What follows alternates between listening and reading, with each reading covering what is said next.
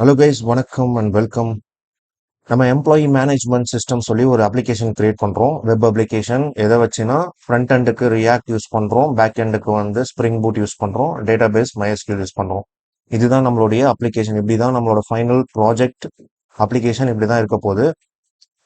Add employee, so இந்த மாதிரி form வரும், நம்ம டீட்டெயில் ஃபில் பண்ணி ஆட் பண்ணிக்கலாம்.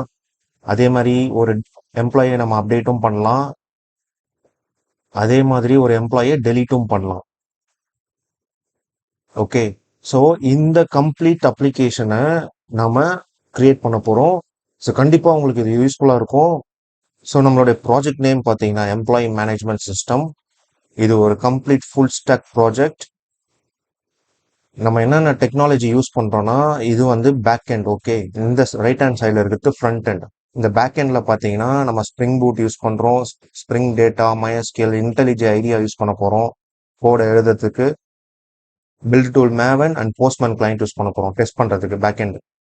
அதே ஃப்ரண்ட் எண்ட் வந்தோம்னா ரியாக்ட் யூஸ் பண்ண போகிறோம், வித் ஜேஎஸ் யூஸ் பண்ண போகிறோம், ஸ்டைலுக்கு வந்து பூட்ஸ்ட்ராப் யூஸ் பண்ண போகிறோம், ஜாவாஸ்கிரிப்ட் ஃபங்க்ஷன் யூஸ் பண்ண போகிறோம், அதாவது நோட் யூஸ் பண்ண போகிறோம், NPM யூஸ் பண்ண போகிறோம். இங்கே வந்து Visual Studio Code IDE use பண்ண போகிறோம் அண்ட் ஆக்சியோஸ் லைப்ரரி யூஸ் பண்ண போகிறோம். இதுதான் நம்மளுடைய டெக்னாலஜி ஸ்டாக். ரெண்டு ரெக்குமெண்ட். ஒன்று ஃபர்ஸ்ட் பேக் எண்ட். பேக் எண்டில் வந்து நம்ம ரெஸ்ட் APIs கிரியேட் பண்ண போகிறோம் ஸ்ப்ரிங் பூட்டில். அதுக்கு இந்த ஆப்ரேஷன்ஸ்லாம் நம்ம வந்து பில்ட் பண்ண போகிறோம். Add employee, get employee, get all employees, update employee, delete employee. கம்ப்ளீட்டாக இது எல்லாமே ஸ்ப்ரிங் பூட் அப்ளிகேஷனாக நம்ம பேக் எண்ட் அப்ளிகேஷனாக கிரியேட் பண்ண போகிறோம். இது ஃப்ரண்ட் எண்ட் ரெக்குமெண்ட் 2. இது என்னன்னா இப்போ ரியாக்ட் ஆப் கிரியேட் பண்ண போகிறோம்.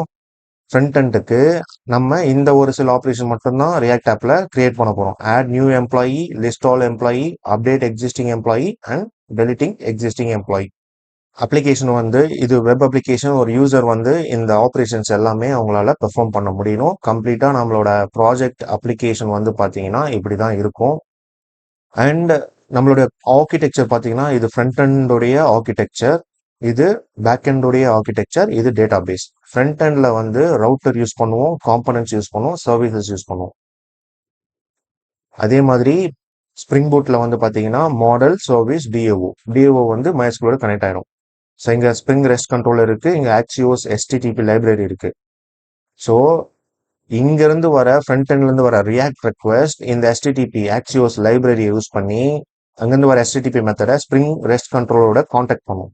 ஸோ இங்கே எழுதி இருக்கிற ரெஸ்ட் APIs எல்லாமே காண்டாக்ட் பண்ணி, அதாவது கம்யூனிகேட் பண்ணி, DBOட கனெக்ட் பண்ணி அடிஷன், அப்டேஷன், டெலிஷன் ஆட் பண்ணலாம், ஒரு எம்ப்ளாயி ஆட் பண்ணலாம், அப்டேட் பண்ணலாம், டெலீட் பண்ணலாம், கெட் பண்ணலாம், எல்லாத்தையுமே பண்ண போகிறோம். ஸோ இதுதான் கம்ப்ளீட் ஆர்கிடெக்சர். ஸோ இப்போ இந்த ப்ராஜெக்ட் எப்படி கிரியேட் பண்ணுறதுன்றத ஸ்க்ராட்ச்லேருந்து நம்ம ஆரம்பிக்க போகிறோம். அண்ட் அதுக்கு முன்னாடி மறக்காம சப்ஸ்கிரைப் பண்ணுங்க, லைக் பண்ணுங்க, உங்க தாட்ஸை வந்து கமெண்ட் பண்ணுங்க. And thank you so much.